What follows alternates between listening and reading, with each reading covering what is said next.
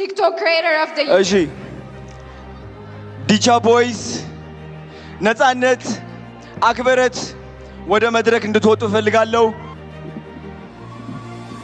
እንኳን ደስ አለህ አዶናይ TikTok Creator of the Year። ጓደኞቹ እንዲሁም ደጋፊዎቹ ዲቻ ቦይስ ነፃነት ወደ መድረክ እየገቡ ይገኛሉ። በድጋሚ እንኳን ደስ አለ።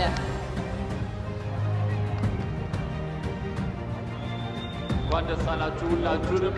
በመቀጠል ሁላችንም ተያይዘን ወደ መኪናው እናመራለን ማለት ነው።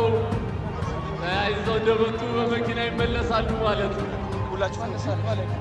እሺ ድምጼን አትቻለሁ እየጮኩኝ እንግዲህ ይኸው እነዚህ የምትመለከቷቸው ልጆቼ ናቸው፣ የኔ አደራ ናቸው። እነሱን ትልቅ ደረጃ ማድረስ ደግሞ የኔ ዓላማ ነው። 25000 ህፃናትን ማገዝ ፈልጋለሁ። 25000 አረጋውያንን ማገዝ ፈልጋለሁ። አዶናይ ፋውንዴሽን ትልቅ ደረጃ እንደምደርስ ደግሞ እግዚአብሔር ራሱ ያውቀዋል። ስግጥ ፍምስ ቱር በኢትዮጵያ ይጀምራል። የመጀመሪያው እንግዲህ አዲስ አበባ ይሆናል።